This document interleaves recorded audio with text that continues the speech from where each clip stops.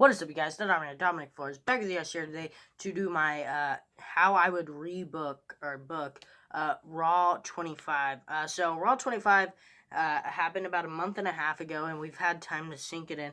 And honestly, my overall opinion of it is it should have been way better than this. It should have been a SummerSlam, not a WrestleMania quality show, but like a SummerSlam or Survivor Series or Royal Rumble. Big of a deal. But I think they tried to treat it as one, but it really wasn't.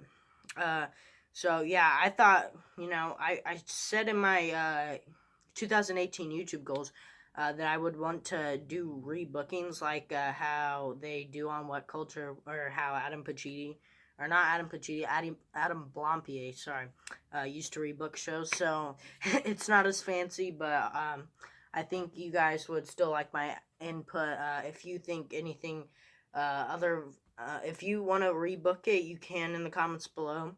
Or, tell me what you would change about my rebooking. But, anyways, let's get right into this. Alright, so we would have, honestly, if I had to say, I wouldn't have rented the Manhattan Center. I would have just stayed with the Barclays. Because you don't want to rent the Manhattan Center because you can only fit 600 people, probably not even that, like, I want to say 400, 500 people, and, I mean, you wouldn't get your ticket sales because everybody wants to go, and I mean, that would make sense, though, because it'd be, exclusive, but I would only rent the Barclays Center. So yeah, let's keep it just at the Barclays. So I only rent the Barclays. We only have Jerry the King Lawler and JR on commentary. No Corey Graves, no Booker T, no Michael Cole, just JR and Jerry, classic. They say, welcome everybody to Monday Night Raw, the 25th anniversary, sorry, I spit, the 25th anniversary Monday Night Raw. Hope you guys enjoy, blah, blah, blah. And then so we would still have Stephanie McMahon and, not Shane McMahon, but Kurt Angle, because that makes sense. You have the Raw general manager at the time, Kurt Angle, and Stephanie McMahon.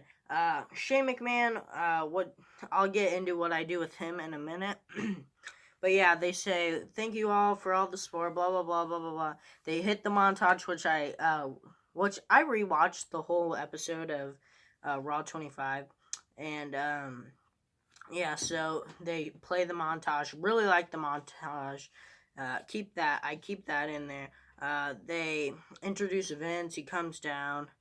Vince cuts the same promo, everybody's saying thank you, thank you for all of it, blah, blah, blah, whatever he says. And then,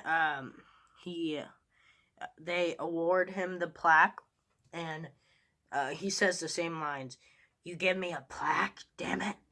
I want a trophy. Or he doesn't say what he wants, but he's like, all I get's a plaque for all that I've done for you. The only person I need to thank is me. And then the glass breaks. And Stone Cold comes out. And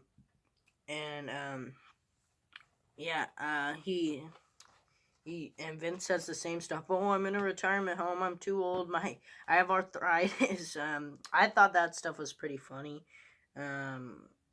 Yeah, so that still happens. And right when it's about to seem like if Stone Cold's about to stunner Vince, Shane McMahon's music hits. Here comes the money. And he runs down in the ring, and he's like, whoa, whoa, back off, back off, back off. And then right away, Stone Cold gives him the stunner. And yeah, and then Vince is like, all right, hand me a beer, a couple beers. And they still do the cheers, and they drink. Vince slowly drinks because he's old, and that won't be good for him. And yeah, and then Stone Cold's like, yeah, we're good now, whatever. And then out of nowhere, stunner. And yeah, I really loved how they opened Raw, but I think that's how I would reopen Raw. Now, as for the 8 women's tag team match, it was originally Absolution. Who was it? Absolution, and Nia Jax, and who was Oh yeah, Nia Jax and Alicia Fox versus Bayley, Sasha Banks, Mickie James, and Asuka. So what I would do instead of instead of that match, I would do Absolution, Alicia Fox, Asuka, Nia Jax, Bayley, and Sasha Banks. And all three of Absolution, actually, but I'll tell you what I do with Paige, since at this time she is injured. So I'll tell you what I do with Paige in a second. Versus the old timers, Mickie James, both the Bella Twins, Nikki and Brie. So that's three. Beth Phoenix, Kelly, Natalia, Michelle McCool, and Tori Wilson in a 8-on-8 women's tag team match. I think what I would do with Paige is I would have her run into Beth Phoenix, and she'd be like, oh, really scared, and then she'd tag out to Sonya Deville, or no, I'd have her tag out to Nia Jax. Actually, I had Sonya Deville, but now that I think about it, Nia Jax is the biggest woman on the roster, or on their team. So yeah, I'd have her tag into Nia Jax, and then blah blah blah. The match goes. I'd have the newer superstars win for the momentum purposes, because these old timers aren't going to be around for forever. Some of them will, some of them won't. So I think the newer superstars will win, and as they're celebrating, Asuka starts throwing them all over, just like she did in the real situation. Even though they were a team, she starts throwing them over. Asuka looks strong for the Rumble. So yeah, up next we have keep the backstage. I kept the backstage segment, the funny backstage segment, with all the former general managers. I don't understand. I said without Teddy Long. I love Teddy Long. Don't get me wrong. Teddy Long. Don't get me wrong. But did he run Monday Night Raw? I don't think he did. So I'm gonna say without Teddy Long, he does not. He does not make an appearance, and yeah, same happens for that. Taker still cuts the promo, but I don't understand what he's saying. So I'd have him officially retired, because we're probably not getting the John Cena versus the Undertaker match. Now I'm filming this like 30 something days before Mania. So if that match happens, I filmed this before. So yeah, I would have Taker officially retire. Great platform to do that. So, but yeah, I'd have Taker officially retire, and yeah, I love the backstage poker segment with all the old timers like Ted DiBiase, Slater and Rhino, Goldust, New Day, Usos. That's how you get all of them in an entertaining angle. APA, all of those. I love that. I'd still have the all the Raw general managers with Dan O'Brien. Now, I was thinking about not having Dan O'Brien in there, because it doesn't really make sense. He never ran Monday Night Raw, but he was a big part of Monday Night Raw in its 25-year history before he had to retire. And yeah, I still have that. I would have added in the Miz stared out. I like that, but like it doesn't make sense, because we know they're probably not going to let Bryan wrestle, so I wouldn't add that. But then we'd still have Roman Reigns versus The Miz.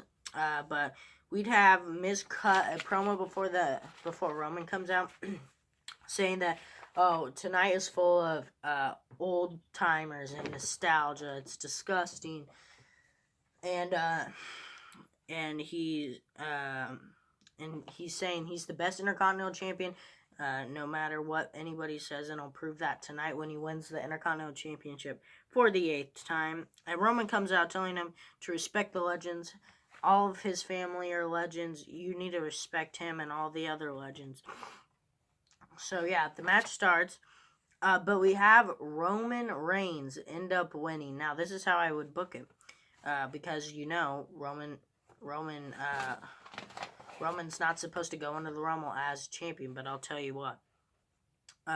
So yeah, Roman ends up winning. After the Miz gets up and walking back, or is about to exit the ring, you hear "break the walls down," and Miz is like looking out there, and then Chris Jericho comes from behind, gives him a code breaker, and he says, "She's like, you stupid idiot, you just made the list," and to get another pop, and what else happens? And then he calls out Daniel Bryan, and Daniel Bryan can't take the knee bump, so he tells him to do the yes kicks. He hits the yes kicks, put him in the yes lock, no lock, whatever you want to call it.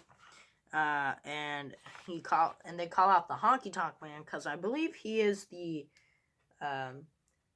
Actually, I take that back. Go back to the Miz stare down. Yes, you keep the Miz stare down.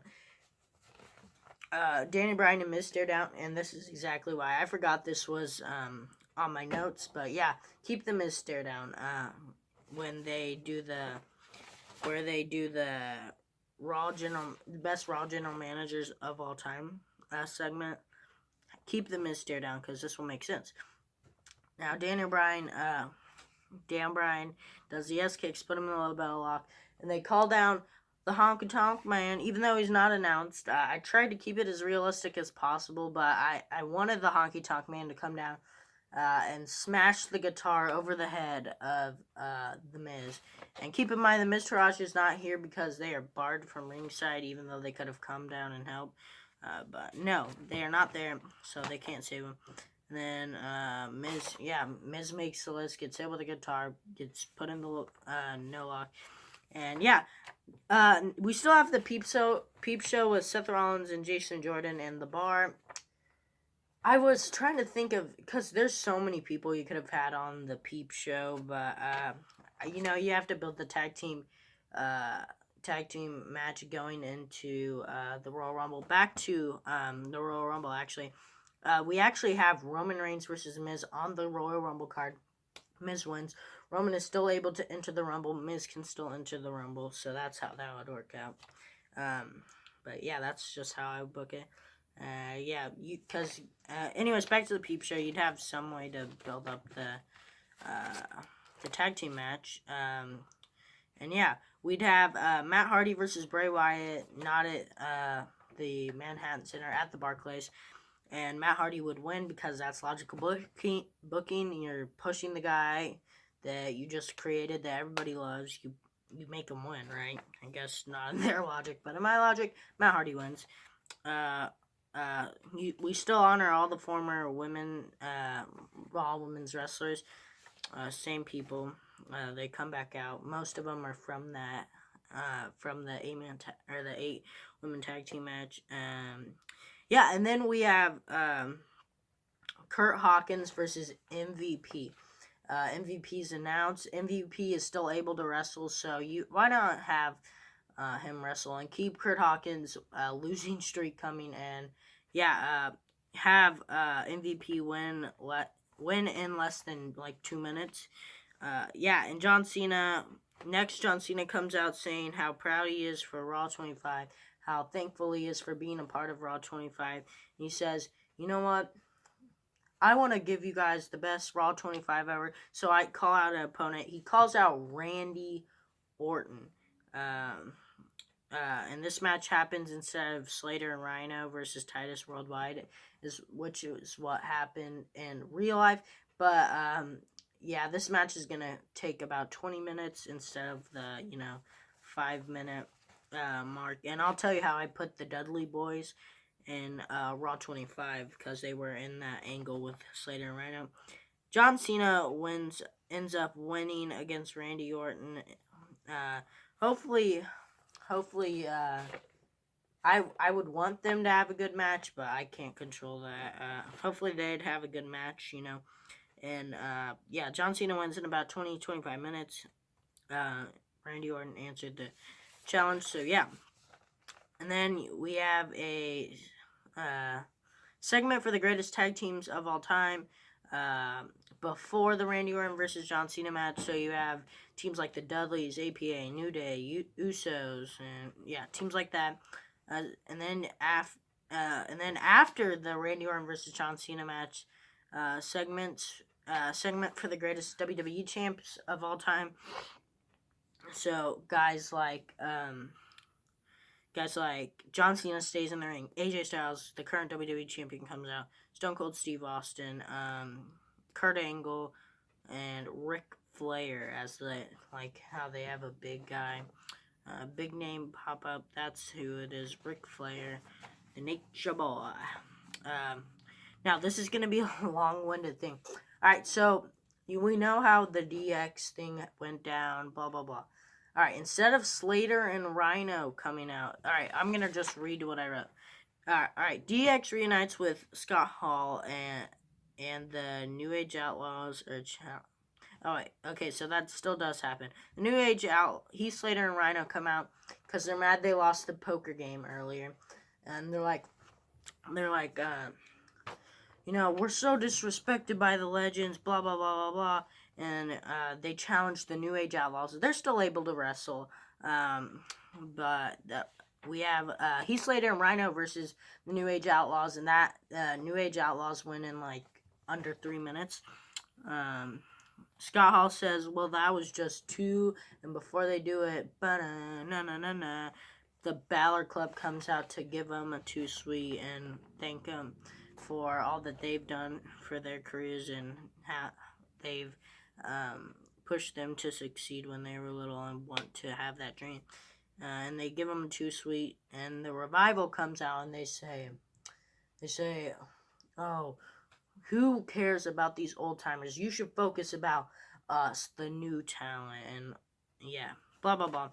And then they say, "You know who agrees with me? This man." Or, "You know who agrees with us? This guy." And then you hear the guitar strum. It's Elias. And he's about to sing a song. And Billy Gunn grabs a mic and he says, "Hey, Elias, suck it." And yeah. So that leads to the Club versus Elias and the Revival. The Club wins. And then all the DX takes turns hitting their signatures on Elias and the Revival. I was trying to find a way not to bury the Revival, but it kind of had to happen. No, it didn't have to happen. I just kept that in there. Yeah, but they all take turns hitting their finishers: super kick, pedigree, face buster, famous, or whatever. All right, and then you still have the ending to build the triple threat match at at Royal Rumble. So you have the Brock Lesnar, Braun Strowman, and Kane confrontation. All the legends still surround the ring to avoid a brawl, but of course all the brawl takes place, and then Raw goes off the air. So yeah, hopefully you enjoyed how I rebooked Raw 25. Yeah, I like doing this videos, and if you want more, smack the like button. Yeah, so if you guys liked how this video, make sure to give it a like, and don't forget to don't forget to like, share, and subscribe. Follow me on Wresting Amino at the Dominators Toy Show. Yeah, and as always, thank you guys for watching. D-Flow out.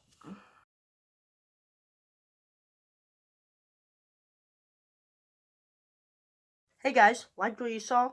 Check out my previous video right here.